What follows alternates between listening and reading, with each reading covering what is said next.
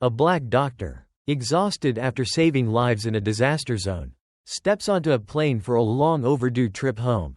But when she asks for assistance adjusting her seat for back pain, a flight attendant's shocking act of disrespect humiliates her in front of stunned passengers. Within minutes, the incident spirals out of control, leading to a confrontation that ends with the flight attendant being escorted off the plane. What happened next defied expectations and sparked a nationwide conversation about dignity and respect. Stay with me, this is a story that will leave you speechless. Before we dive into the details, let me know where you're tuning in from, and if this story resonates with you. Don't forget to subscribe for more stories that inspire, challenge, and move you. Emma Jackson stepped onto the airplane with a practiced grace, a blend of poise and fatigue etched into her every movement. She was used to traveling alone, navigating terminals filled with hurried footsteps and the occasional sidelong glance that lingered a second too long. A black woman traveling alone, professionally dressed yet unassuming, Emma knew she was as much a curiosity as a passenger. She had stopped caring about those stares long ago, or so she told herself. Her flight, from New York to Los Angeles, was meant to be a reprieve of sorts. A conference on educational leadership awaited her on the other side, a chance to recharge, to glean new ideas for her students back home. It was the kind of opportunity Emma relished. She had been a teacher for over a decade, shaping young minds in the ways of empathy, justice, and the relentless pursuit of truth. But today, she needed rest. Her lower back, still tender from an old injury, ached with a dull persistence. She glanced down at her ticket and made her way toward her seat. The plane hummed with the low murmur of settling passengers. Emma smiled politely as she maneuvered through the narrow aisle, brushing past elbows and carry-ons. She reached her seat near the middle of the cabin, an aisle seat that promised her some ease during the long flight. Sitting down carefully, she adjusted her posture, hoping to mitigate the discomfort. But no matter how she shifted, the pain gnawed at her like an unwelcome passenger. Her eyes scanned the cabin, catching fragments of life: a child giggling at a tablet screen, a couple whispering softly, a businessman furiously typing on his laptop. The scene was ordinary, even comforting, in its predictability, yet Emma could not ignore the subtle tension that clung to the air. The way some passengers avoided meeting her gaze. It wasn't new, it was an invisible weight she carried everywhere, a quiet reminder that her presence, though innocuous, was often met with caution or skepticism. As the plane began its taxi toward the runway, Emma decided she needed a small adjustment. Her seat's recline button seemed stuck, and the rigid posture was aggravating her injury. She pressed the call button, a gentle chime signaling for assistance. Moments later, a flight attendant approached, her polished uniform crisp and her expression neutral. "Yes?" the attendant asked. Her tone clipped but polite. Her name tag read Carla, and her face bore the weariness of someone well-versed in long days and difficult passengers. "Excuse me," Emma said with a warm smile. "I'm having some trouble with my seat. I recently injured my back, and I was wondering if you could help me adjust it." Carla nodded curtly. "Let me see what I can do." For a brief moment, Emma relaxed, but as Carla reached for the button, something seemed to shift in her demeanor. Her movements grew brisk, her face tightening into a mask of impatience. "This is the best it'll go," Carla said, her tone sharper now. "Seats like these don't have much flexibility." Emma blinked, caught off guard by the abrupt change. "I understand," she replied, her voice measured, "but could you try again? It feels like it might be stuck." Carla straightened, her hands resting on her hips. "I already adjusted it. There's nothing else I can do." Emma hesitated, her fingers gripping the armrests. She could feel the eyes of nearby passengers turning toward her, their curiosity palpable. She took a breath, willing herself to stay calm. "I'm sorry," Emma said, her tone deliberate. "I don't mean to be a bother. You should have thought about that before choosing this seat." Carla interrupted, her voice loud enough to draw a few startled looks. The words landed like a slap. Emma's face flushed, not with anger, but with the familiar sting of indignity. She knew this script, this subtle play of power and disregard. It wasn't the first time someone had dismissed her, not because of what she'd asked but because of who they assumed she was. Emma's back stiffened, the pain momentarily forgotten. She met Carla's gaze, not with defiance but with a quiet resolve. "I don't think that's necessary," she said, her voice firm. "I'm only asking for a small adjustment. Surely that's not unreasonable." For a moment, the air between them froze, thick with unspoken tension. Carla opened her mouth as if to respond but stopped herself. She turned abruptly and walked away, leaving Emma sitting in the charged silence of the moment. Around her, the murmurs began. Passengers whispered in hushed tones, their expressions a mix of curiosity and discomfort. Emma sat still, her hands resting on her lap. She wasn't surprised by Carla's behavior, only by the speed at which it had escalated. The veneer of politeness had cracked, revealing the fault lines beneath. The plane continued its ascent, and the hum of the engines filled the cabin. Emma stared out of the window, the clouds blurring into a soft white haze. She thought of the countless small slights she had endured over the years, the cashier who watched her too closely, the colleague who questioned her competence, the stranger who crossed the street to avoid her, each one a reminder that, for some, her humanity was negotiable. As the flight leveled out, Emma resolved to let the incident go.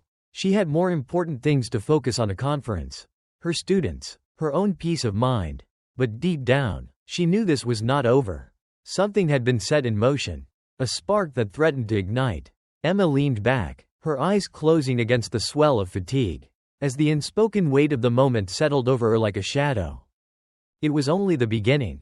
The hum of the engines was steady, but the tension in the cabin was anything but. Emma Jackson adjusted herself in her seat, wincing as her back throbbed in protest. She tried to focus on her breathing, to let the pain settle into the background like a dull radio signal. But no matter how she shifted, the discomfort refused to relent. It wasn't just her back, it was the weight of what had happened moments ago. The curt dismissal from the flight attendant and the way it had left her exposed, raw, and unprotected in a space that promised refuge. The murmurs of the passengers around her were soft but unmistakable. They whispered just loud enough to remind Emma of her isolation. She didn't need to hear the words to know their content. She had lived this before. In offices, in stores, in classrooms, it was the same unspoken calculus. The quick mental ledger people kept, weighing her dignity against their convenience, her worth against their discomfort. Across the aisle, a man in a business suit glanced at her, his brow furrowed, then quickly looked away when their eyes met. A young woman 2 rows ahead craned her neck just enough to catch a glimpse of the incident, then turned back to her phone, pretending to scroll. It was a tableau Emma knew too well, silent observers weighing whether to intervene, to empathize, or to retreat into the safety of their own indifference. She thought about saying something, addressing the tension head-on. She wanted to speak, not to defend herself but to assert her presence, to remind these passengers that she was not an abstraction, not a symbol or a stereotype. But the words wouldn't come. Instead, she sat in silence, her fingers gripping the armrests, her body taut like a bowstring. A voice broke the quiet. "Can I get you anything, ma'am?" It was another flight attendant, this one younger, her voice pitched high with a practiced cheerfulness that almost sounded genuine. Emma looked up, meeting her gaze, and for a moment, she hesitated. The offer was kind, but the subtext was clear. This attendant was cleaning up a mess she hadn't made. A mess that wasn't hers to fix. "No, thank you," Emma replied, her voice steady but cool. "I'm fine." The attendant nodded, her smile faltering, and quickly moved on. Emma let out a slow breath, her hands releasing their grip.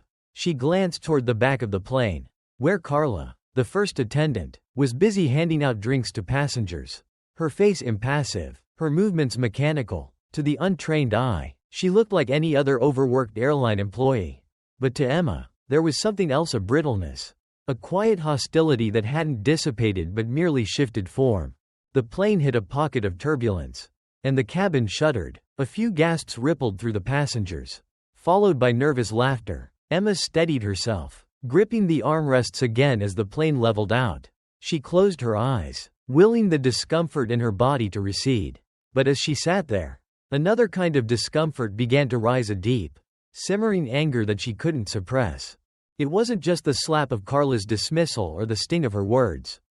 It was the way the incident had passed through the cabin like a ripple, touching everyone and yet moving no one to action. It was the way her presence seemed to shrink under the weight of their collective silence. It was the way the world had taught her, over and over again, to endure indignities both small and large, to swallow her pain and carry on as if nothing had happened. And yet, Emma had learned long ago that silence was its own kind of violence. She thought of her grandmother, who had once told her, "Baby, you don't fight every battle. But you don't ignore them either. You choose. You choose when to speak and when to act. And when you do, you don't apologize for it." The memory steadied her. Emma straightened in her seat, her back aching but her resolve unyielding. She reached up and pressed the call button again. The chime echoed softly in the cabin, drawing a few curious glances from nearby passengers. Carla appeared moments later, her face blank but her posture stiff. "Yes?" she asked, her tone clipped. "I'd like to speak with the captain," Emma said, her voice calm but firm. The words hung in the air, heavier than Emma expected. Carla's eyes narrowed slightly, a flicker of annoyance crossing her face. "The captain is busy," she replied. "Is this about your seat?" "Because I've already." "This isn't about the seat," Emma interrupted, her tone sharper now. "I'd like to speak with the captain." "Please." Carla hesitated, her gaze darting toward the other passengers. Emma could see the calculation in her eyes, the mental gymnastics of someone weighing their authority against the risk of escalation.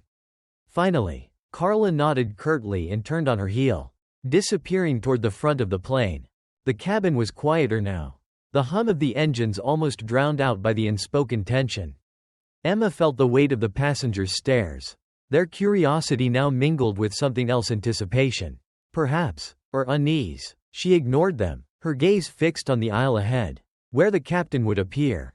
Minutes passed, each one stretching longer than the last. Emma's pulse quickened, her resolve hardening with each beat. She thought of the small, insidious ways racism had shaped her life, not just in moments of overt hostility but in the quieter, more insidious slights that cut just as deep. The times she'd been asked to prove she belonged in spaces she had every right to occupy. The times her competence had been questioned before she even opened her mouth. The times her pain had been dismissed as exaggerated or irrelevant. Finally, the captain emerged. He was tall and broad-shouldered, his uniform crisp, his expression neutral. He approached Emma's seat with deliberate steps, his gaze steady but unreadable. "Ma'am," he said, his voice low and professional. "I understand there's been a concern." Emma met his gaze, unflinching. "Yes," she said, "I'd like to report an incident." The captain nodded, motioning for her to follow him. As she stood, Emma felt the weight of the cabin's eyes on her once more. But this time, she didn't shrink. She walked down the aisle with her head high, her back straight despite the pain. She didn't know what would come next. But she knew one thing for certain: she was done being silent. The chapter closed not with resolution but with a promise, the kind of promise that comes when a long-held tension finally breaks. When the quiet cracks begin to split open, revealing the truth that can no longer be ignored. The door to the cockpit closed behind Emma Jackson, muffling the hum of the engines and the restless murmurs of the passengers. She stood in the narrow space, facing the captain, a man whose weathered face betrayed years of responsibility and perhaps weariness. His nameplate read Captain Robert Hale, and his demeanor was calm but guarded. Emma recognized the posture of someone used to managing crises, a posture that concealed curiosity behind layers of protocol. "What seems to be the issue, ma'am?" Captain Hale asked, his voice low and deliberate. Emma took a steadying breath, the lingering sting of her earlier encounter fresh in her mind. "Captain Hale," she began, keeping her tone measured, "I've been disrespected and dismissed by a member of your crew. I requested a simple adjustment to my seat due to a medical condition. And instead of assistance, I was met with hostility." The captain's eyes narrowed slightly, not in disbelief but in calculation. Emma could see his internal compass shifting, balancing the credibility of her words against the weight of protecting his team. It wasn't the first time she had witnessed this pause. This moment where authority decides whether your humanity is worth acknowledging. "I understand this has been upsetting," he replied, carefully noncommittal. "I'll need to speak with the crew member involved to get their perspective. Please take a seat while I address this." Emma's jaw tightened, but she nodded. She knew the script, knew the unspoken language of deference expected of her in moments like these. She returned to her seat, the weight of the passengers' stares following her like a shadow. The murmurs had grown louder now, their curiosity laced with a kind of voyeuristic anticipation. Carla, the flight attendant, was stationed a few rows ahead. her back stiff, her movements rigid. When Captain Hale approached her, the conversation was brief but heated, their voices barely audible over the steady hum of the engines. Passengers craned their necks, trying to catch snippets of the exchange, their eyes darting between Carla and Emma like spectators at a silent tennis match. Emma sat motionless, her hands clasped tightly in her lap. Her mind churned with questions she didn't want to ask but couldn't ignore. Would the captain take her seriously? Would this moment become yet another in the long string of dismissals she had endured over the years? Or would this confrontation, a rare demand for accountability, finally shift the balance? When Captain Hale returned to her row, his expression was unreadable. He bent slightly to speak, his tone quieter now, almost apologetic. "Ms. Jackson," he said, "I've spoken with the crew member, and I've made the decision to remove her from this flight. We'll be contacting the airline's management to follow up on this matter." Emma blinked, momentarily stunned. She hadn't expected such swift action. Relief mingled with an undercurrent of doubt. Would this be the end of it? Or merely the beginning? "I appreciate you addressing this, Captain," she said, her voice steady despite the knot in her chest. The captain nodded, then stood upright. He turned toward the cabin, his voice rising to address the passengers. "Ladies and gentlemen," he began, "due to an unforeseen personnel issue, we will be delaying the flight briefly as we make adjustments to our crew. We apologize for any inconvenience and appreciate your patience." The murmurs erupted into full-blown chatter now, passengers exchanging glances and theories. Some were annoyed by the delay, their irritation aimed vaguely in Emma's direction. Others whispered quietly, their expressions sympathetic but cautious. A few bold ones openly stared, their curiosity unabashed. Emma tried to ignore them, but the weight of their gazes pressed against her like a second skin. She focused instead on the small window beside her, where clouds drifted lazily against an endless blue sky. She thought of her grandmother again, of the stories she had shared about navigating the unspoken rules of a world that didn't always see you as whole. "Baby," her grandmother had once said, "you learn to read people like a map. But don't let them read you like an open book. Keep your strength close, like a secret." Emma clung to those words now, even as the cabin seemed to buzz with the force of 100 unspoken questions. She felt her phone vibrate in her pocket and hesitated before checking it. A text from her colleague flashed on the screen. "Just saw the video. Are you okay?" Her stomach dropped. The video. Of course. Someone had recorded the incident. Of course. It was already spreading. She opened her messaging app and saw a link. "Flight attendant loses it on passenger over seat adjustment." The thumbnail showed her face, caught mid-recoil, her hand pressed against her cheek. Emma didn't click the link. She didn't need to. She already knew how the story would be spun, how it would be dissected, debated, and distorted by people who had never met her but would feel entitled to judge her all the same. A deep ache settled in her chest, one that had nothing to do with her back. It was the ache of being rendered both invisible and hypervisible at the same time, a paradox she had lived her entire life. To some, she was nothing more than an inconvenience, a disruption. To others, she was a symbol, a stand-in for their own grievances or guilt. But to herself, she was just Emma, tired, sore, and longing for the simple dignity of being seen. As the minutes stretched into an hour, the tension in the cabin grew thicker. Passengers shifted uncomfortably in their seats, the hum of whispered conversations now tinged with frustration. Carla had been escorted off the plane, her absence a silent acknowledgement of wrongdoing. But Emma knew this wasn't over. Not really. By the time the plane was cleared to take off, the atmosphere had shifted. It was no longer just a flight, it was an event. A story that every passenger would recount to their friends and family. And at the center of it all was Emma, a woman who had asked for nothing more than a moment of understanding and been met with disdain. As the plane climbed into the sky, Emma closed her eyes, the vibrations of the ascent rumbling through her body. She tried to steady her breathing, to anchor herself in the present. But the whispers lingered, their echoes a reminder of the thin veil that separated civility from contempt. In the quiet of that moment, Emma realized something profound. This wasn't just about a flight or a slap or rude flight attendant. It was about the cracks in the facade, the small, insidious ways that racism seeped into everyday life, shaping interactions, silencing voices, and testing patience. The challenge wasn't just to endure those cracks. It was to shine a light on them, to make them impossible to ignore. And as Emma sat there, high above the clouds, she felt the weight of that challenge settle over her like a storm on the horizon. The plane was at cruising altitude, but the cabin felt anything but steady. The tension in the air wasn't caused by turbulence, it came from the passengers' collective unease. A weight that pressed down on everyone, most of all on Emma Jackson. She stared out the window, the clouds beneath her stretching endlessly, serene and indifferent to the storm brewing inside the aircraft. The hum of whispered conversations had grown louder, no longer confined to the curious or the bold. Now, it was an undercurrent running through the rows, impossible to ignore. Emma could hear snippets, disjointed fragments of opinions and assumptions that weren't meant for her ears but landed there all the same. Could have handled it differently. Wonder what really happened. I mean, why make such a big deal? Each phrase landed like a needle, sharp and deliberate, and yet so casually delivered that they left no room for rebuttal. Emma kept her gaze fixed on the window, her reflection barely visible in the double-paned glass. She wondered if the whispers were meant to provoke her, to gauge her reaction, or simply to satisfy a human need for commentary, a need that rarely considered the subject's humanity.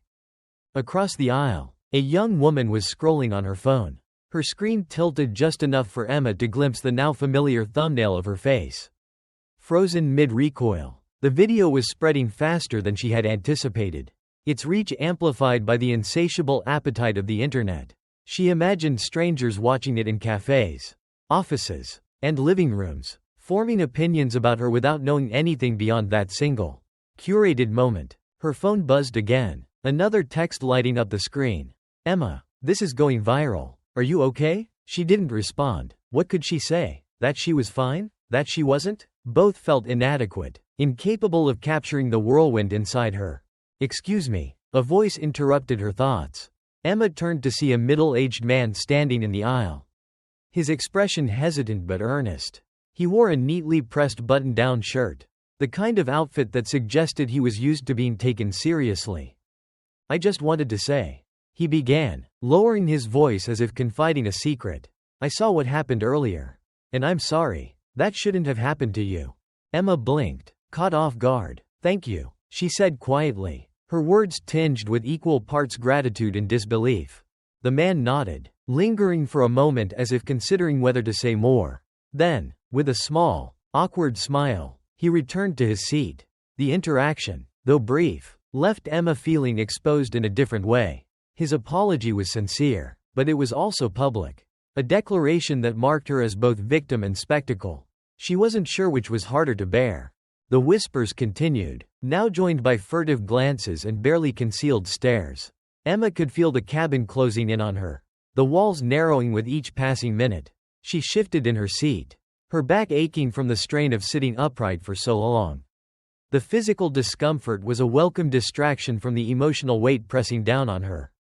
Another flight attendant approached, her expression carefully neutral. She bent down slightly, speaking in a tone that was both professional and strained. Ms. Jackson, I wanted to let you know that we're here to make the rest of your flight as comfortable as possible. If there's anything you need, please don't hesitate to ask. Emma looked up at the woman, searching her face for sincerity. The attendant's eyes didn't quite meet hers, skimming just over her shoulder as if afraid to linger too long. Emma nodded politely. Thank you, she said, her voice measured. I'll be fine. The attendant straightened, her movements brisk, and disappeared down the aisle. Emma watched her go, noting the way she avoided making eye contact with other passengers. It was as if the entire crew had been instructed to tread carefully, to avoid fanning the flames of an already volatile situation. Emma's mind wandered to the moments leading up to the flight. The ordinary rhythm of her morning, packing her bag, checking her itinerary, imagining the professional conversations she would have at the conference. How quickly everything had shifted. She had boarded the plane as a teacher, a professional woman with a clear purpose. Now, she was something else entirely, an unwilling symbol in a story she hadn't chosen to tell. The plane shuddered slightly, and Emma steadied herself against the armrests. She glanced at the passengers around her, noting the range of expressions, some curious, others indifferent, a few openly judgmental. It was a microcosm of the world she had always navigated, a world where her presence was often met with suspicion or scrutiny. where her worth was questioned not for what she had done but for who she was.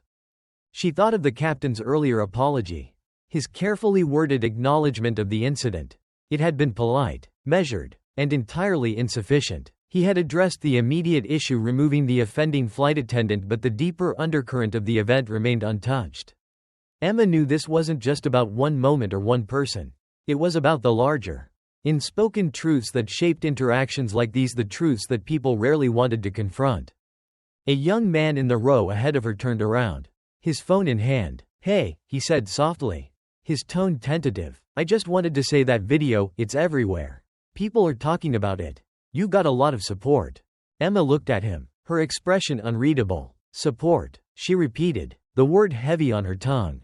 "Yeah," he said, nodding. "I mean, not everyone, but most people. They're on your side." Emma's lips pressed into a thin line. She didn't doubt his sincerity.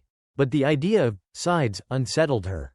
This wasn't a debate, a spectacle for strangers to dissect. It was her life, her dignity, reduced to a viral moment that people could consume and discard at their leisure. "Thanks," she said finally, her voice flat. The young man hesitated, then nodded and turned back around. The plane's engines roared softly, a steady backdrop to the chaos inside Emma's mind. She closed her eyes, trying to center herself, but the weight of the whispers, the glances, and the viral video pressed against her like an unrelenting tide.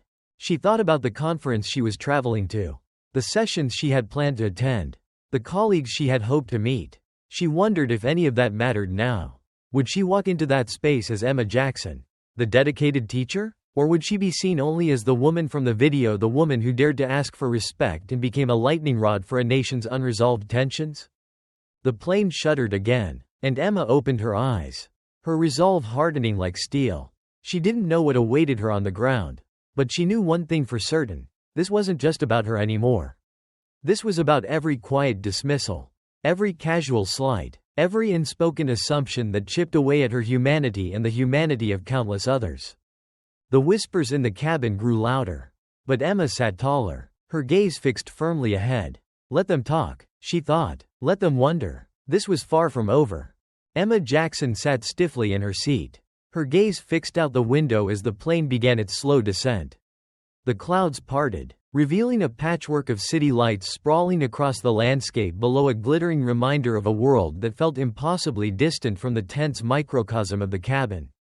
Yet, even as the descent smoothed out, the turbulence inside the plane had only grown more pronounced, as if the air itself had absorbed the conflict, carrying it through every row and aisle. She could feel the weight of it all pressing down on her, the stares, the whispers, the unspoken judgments that seemed to hang in the air like smoke. The viral video had amplified the stakes, turning what could have been a contained incident into a public spectacle. Emma was no longer just a passenger, she was now a symbol. Though of what exactly she couldn't yet say. Her phone buzzed again. Another message, another alert, another reminder that her life was being picked apart, frame by frame, by people she had never met. Emma knew that for many, this was entertainment, a drama unfolding in real time. But for her, it was something else entirely, a reckoning, an exposure, a forced confrontation with questions she hadn't asked to answer. "Excuse me," a voice interrupted her thoughts. Emma turned to see an older woman standing in the aisle, her silver hair neatly pinned back, her face lined with a mixture of concern and hesitation. The woman's hands gripped the seat backs for balance as she leaned closer. "I just wanted to say," the woman began, her voice trembling slightly, "what happened to you was wrong. You didn't deserve that." Emma blinked, taken aback. The woman's words were kind, but there was something else beneath them, a nervousness, a hesitation, as though she feared her kindness might be misunderstood. "Thank you," Emma replied softly, her voice steady but restrained. The woman lingered for a moment, her expression uncertain, before nodding and returning to her seat. Emma watched her go, feeling both comforted and unsettled by the exchange. It was a kind gesture, but it also reminded her of the precarious position she was in. To some, she was a victim deserving of sympathy. To others, she was a troublemaker who had disrupted their flight. And to many more, those watching from the safety of their screens, she was merely a character in a story they could turn off whenever they pleased. The intercom crackled to life, the captain's voice cutting through the low murmur of the cabin. Ladies and gentlemen, we'll be landing shortly. Please ensure your seatbelts are fastened and your tray tables are in their upright position. The announcement brought a flurry of activity as passengers adjusted their belongings and prepared for the landing. But the tension remained, palpable and unresolved. Emma could feel it in the way people moved, in the sidelong glances they cast her way, in the way the whispers never quite stopped. Across the aisle, a young man with headphones dangling around his neck was scrolling on his phone. His face shifted between disbelief and amusement as he read something on the screen. Emma didn't need to see what he was looking at to know it was about her. She could almost hear the narrative forming. Angry black woman causes flight delay. It was a story as old as time, one that required no context, no nuance, just a familiar trope to fit the expectations of an audience eager for simple answers. She clenched her fists, her nails digging into her palms. The anger she felt wasn't new, it was an old, familiar companion, one she had learned to carry in silence. But now, it threatened to spill over, to consume her. She wanted to stand up, to say something, to force everyone in the cabin to confront their complicity in this moment. But she didn't. Instead, she took a deep breath, steadying herself, and stayed silent. The plane touched down with a jarring thud, the wheels screeching against the runway. As it taxied to the gate, Emma felt a flicker of hope that perhaps this ordeal was nearing its end. But as the engines quieted and the seatbelt signs blinked off, the tension in the cabin only seemed to intensify. Passengers began to gather their belongings, their movements hurried and impatient. Emma remained seated, watching as they avoided her row, their eyes averted as if proximity to her might draw them into the controversy. She felt like a pariah, an unwelcome reminder of something they'd rather not face. Then, as the plane came to a full stop, a man in a suit, a passenger from the first-class cabin, appeared in the aisle. He looked directly at Emma, his expression carefully composed, but his tone carried an unmistakable edge. "Was it worth it?" he asked, his voice low but loud enough for nearby passengers to hear. Emma turned to him slowly, her eyes narrowing. "Excuse me? Causing all this trouble," he continued, gesturing vaguely at the cabin. "Delaying everyone, making a scene. Was it worth it?" The words hit her like a slap, not because they were unexpected but because they were so brazenly spoken. The whispers, the stares, those she could ignore. But this was different. This was direct, confrontational, and utterly shameless. Emma stood, her back straight despite the pain. "I didn't cause this," she said evenly. "I asked for respect, and I was denied it. If that's inconvenient for you, maybe you should ask yourself why." The man scoffed, shaking his head. But before he could reply, another voice cut in. "Leave her alone." Emma turned to see the young man with the headphones speaking up. His voice firm. "She didn't do anything wrong. If you're upset, take it up with the airline, not her." The older man bristled but said nothing, retreating to his seat with a muttered curse. Emma sat back down, her heart racing. She hadn't expected anyone to come to her defense.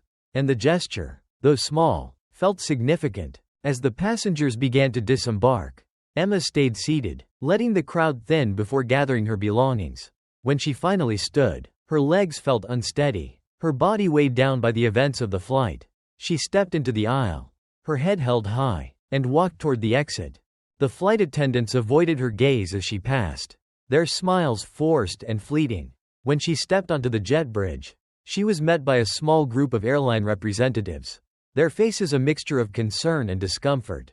"Ms. Jackson," one of them began, his tone overly formal, "we'd like to speak with you about what happened.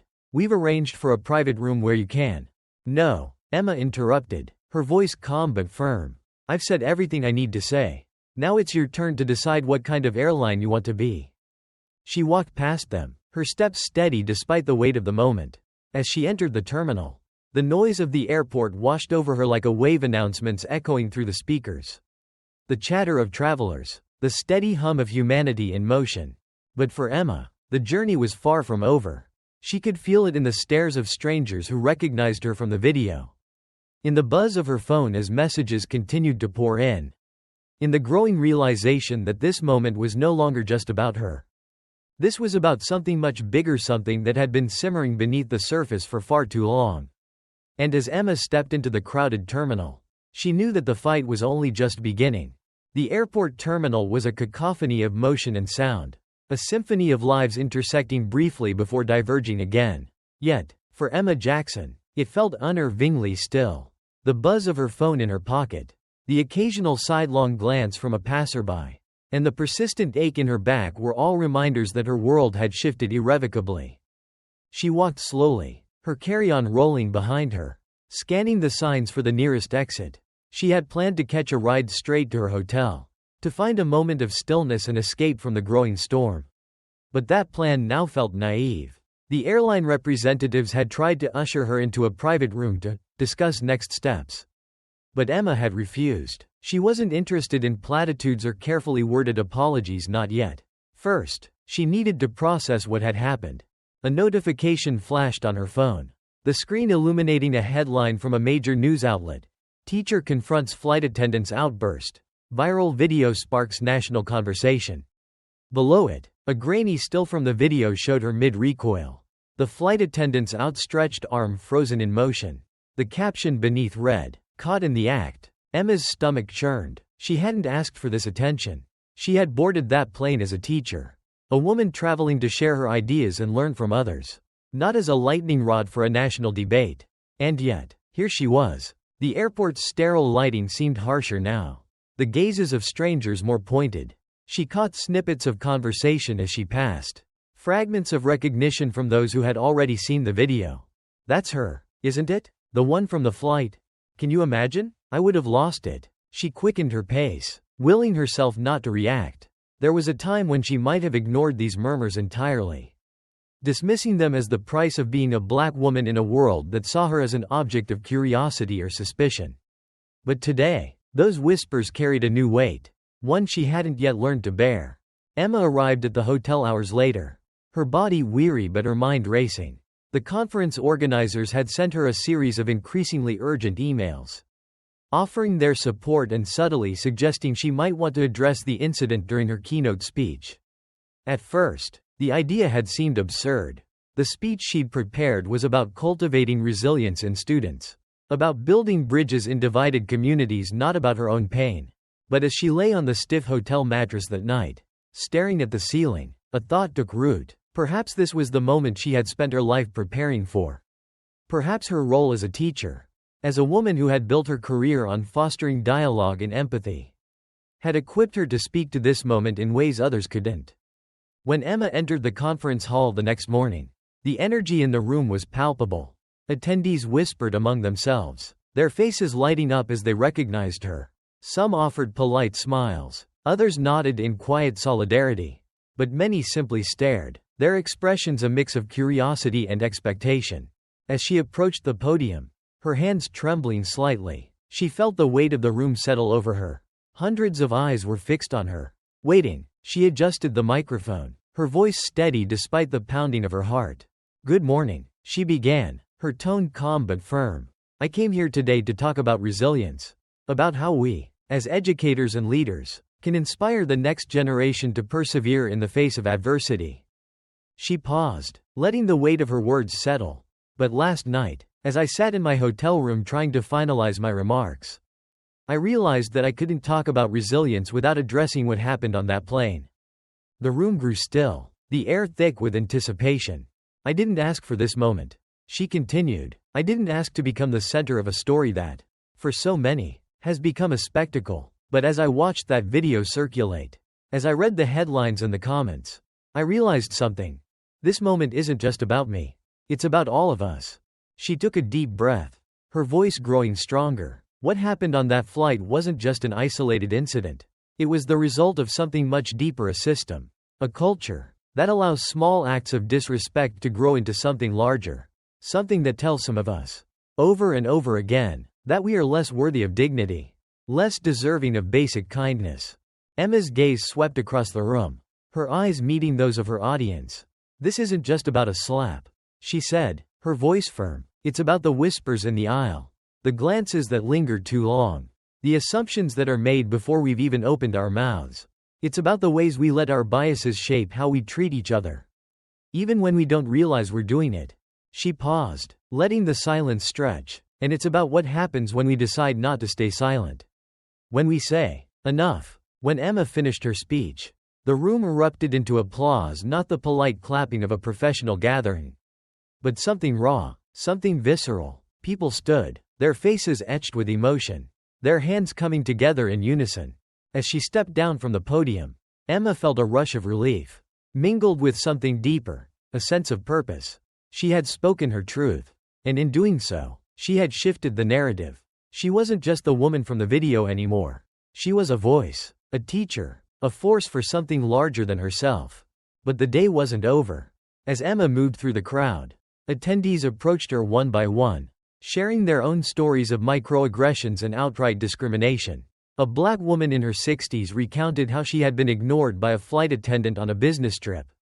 A young Latino man spoke about being profiled at airport security. A white woman confessed that she had once dismissed a colleague's concerns about bias, only to regret it later. Each story added to the weight Emma already carried, but it also fueled her resolve. This wasn't just her fight, it was theirs too.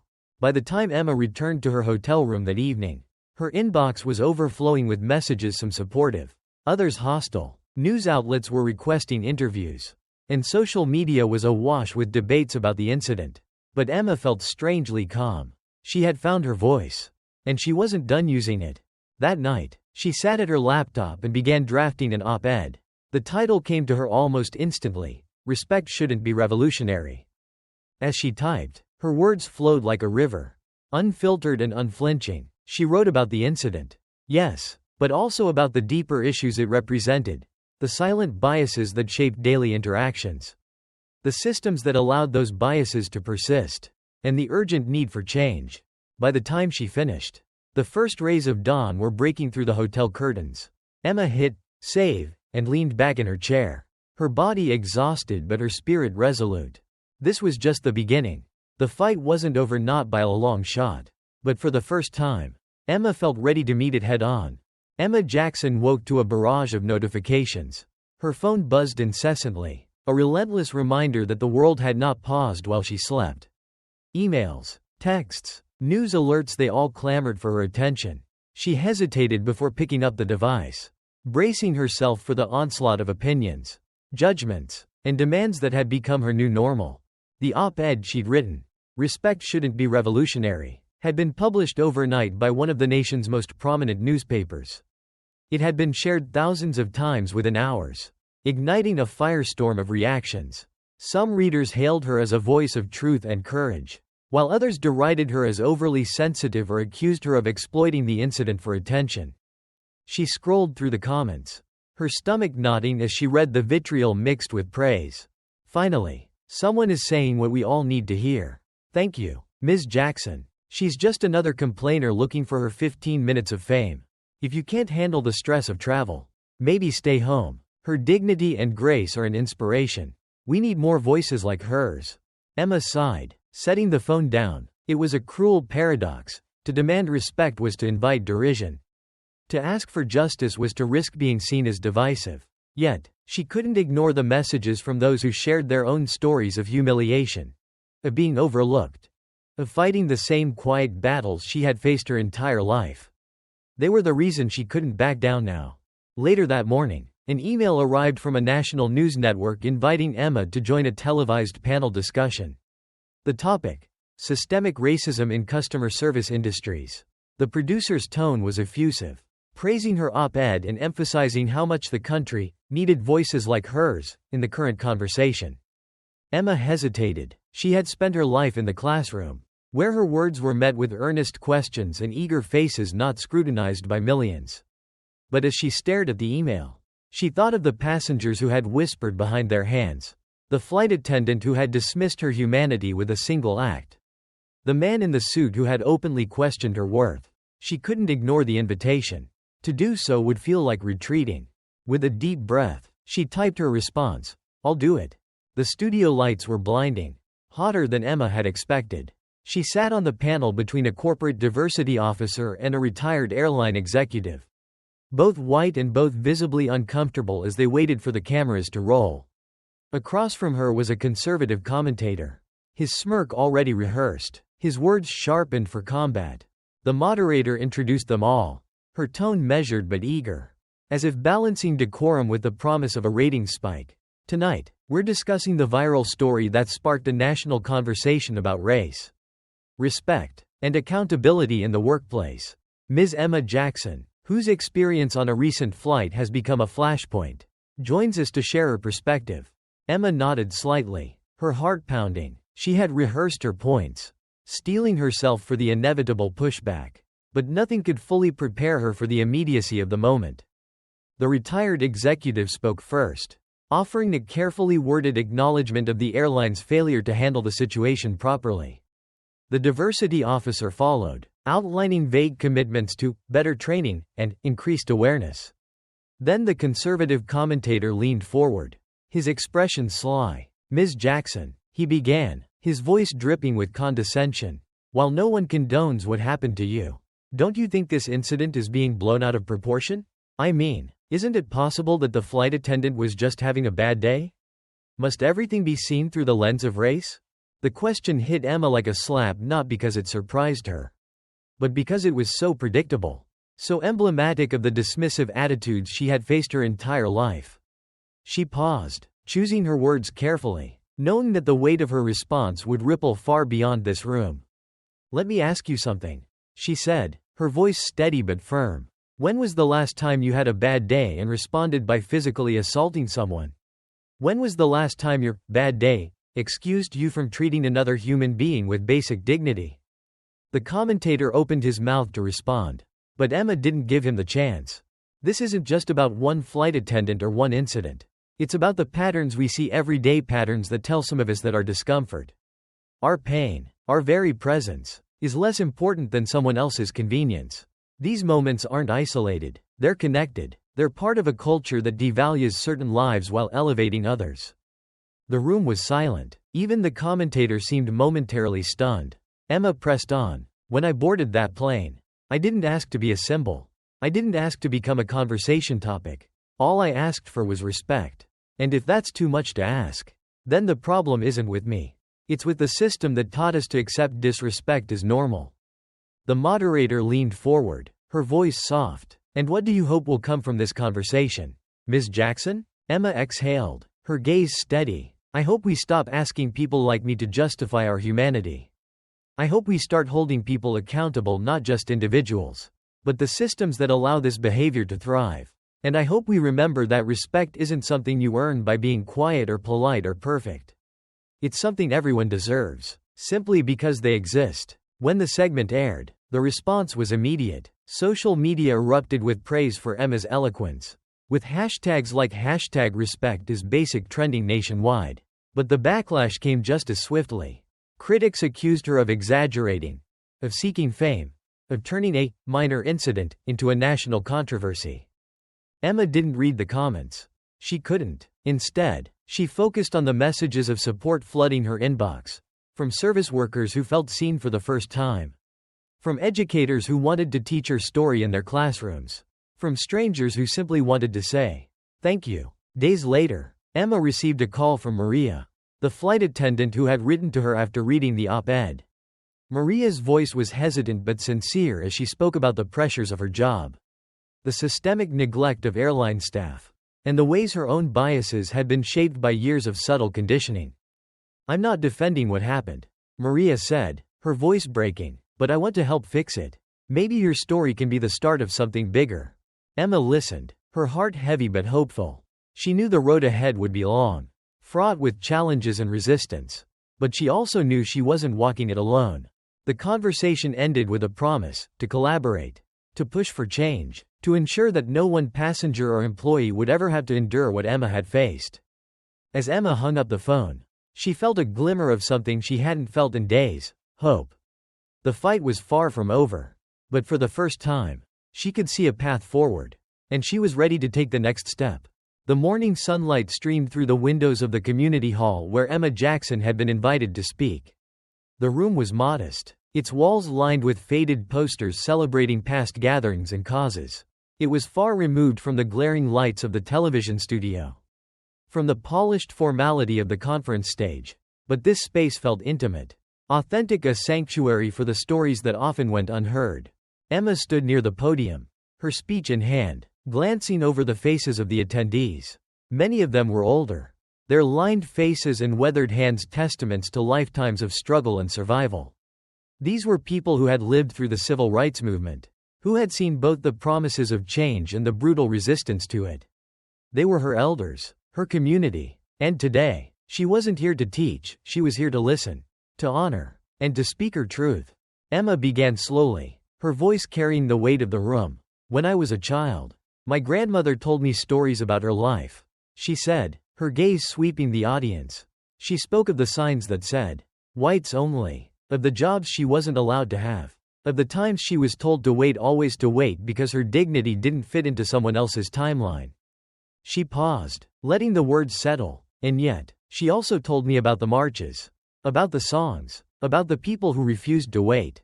The audience nodded, murmurs of agreement rippling through the room. These were their stories too, woven into the fabric of their lives.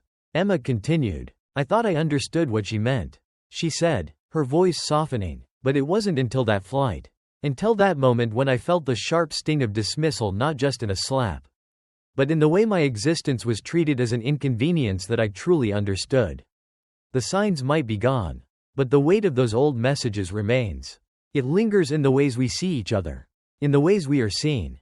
As Emma spoke, the room grew quieter, the air thick with the unspoken truths her words unearthed. When she opened the floor for questions, hands rose tentatively at first, then with more confidence. An older man in the front row stood, his cane trembling slightly as he leaned on it. Ms. Jackson, he said, his voice steady despite his years. What you've done speaking out, standing firm, that's what we fought for back then. But tell me, how do you keep going when it feels like the fight never ends? Emma met his gaze, the sincerity of his question settling heavily on her shoulders. I don't always know, she admitted. There are days when I feel like it's too much, when the weight of it all threatens to crush me. But then I remember the people who came before me, people like you who fought when the odds seemed impossible. And I think about the people who come after us, who deserve a world that's better than this one. Her words were met with applause, but she saw the lingering doubt in the man's eyes, a doubt she couldn't dismiss because it mirrored her own. The fight was exhausting, unyielding, and it demanded sacrifices that often went unseen.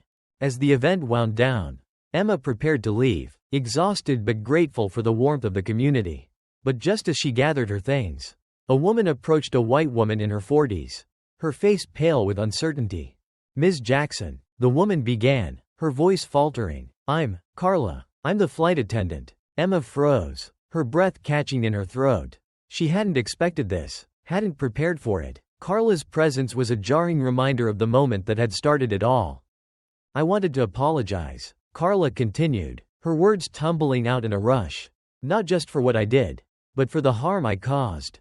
I've been doing a lot of thinking, and I realize now that it wasn't just about that moment. It was about everything that led me to act that way, the biases I didn't want to admit I had, the frustration I let boil over in the wrong direction.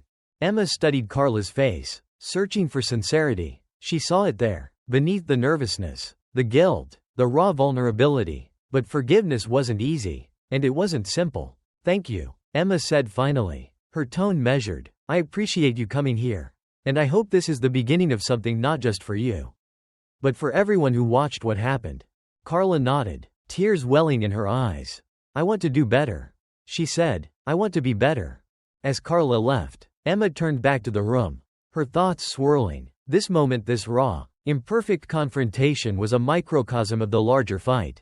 It wasn't just about calling out injustice, it was about creating spaces for reckoning, for reflection, for growth. It was about refusing to let the cycle of harm and defensiveness continue unchecked. That evening, as Emma returned to her hotel, she opened her laptop and began drafting another piece. This time, she wrote not about the flight, but about what came after, about the importance of uncomfortable conversations, about the courage it took to confront one's own biases, and about the need for systems that didn't just punish wrongdoing but fostered accountability and transformation. The next day, Emma received a call from a national civil rights organization. They wanted her to lead a new initiative aimed at addressing systemic racism in the airline industry and beyond. It was an opportunity she hadn't sought but couldn't refuse. This wasn't just about her story anymore, it was about turning her pain into a platform for change. As Emma hung up the phone, she felt the weight of the journey ahead. The road was long, the challenges daunting, and the victories often fleeting. But she also felt something else, a quiet resolve. A reminder that every step mattered. She thought of her grandmother's words, spoken so many years ago, "Baby, you don't fight every battle. But you don't ignore them either. You choose. You choose when to speak and when to act. And when you do, you don't apologize for it." Emma smiled. The memory of balm against the uncertainty. She didn't know where the road would lead. But she knew this. She would walk it with her head held high. Her voice steady. And her purpose clear. For herself. For her students. For her community. And for everyone who had ever been told, in ways both loud and quiet, that they were less. This was her story. But it was also theirs. And it was far from over.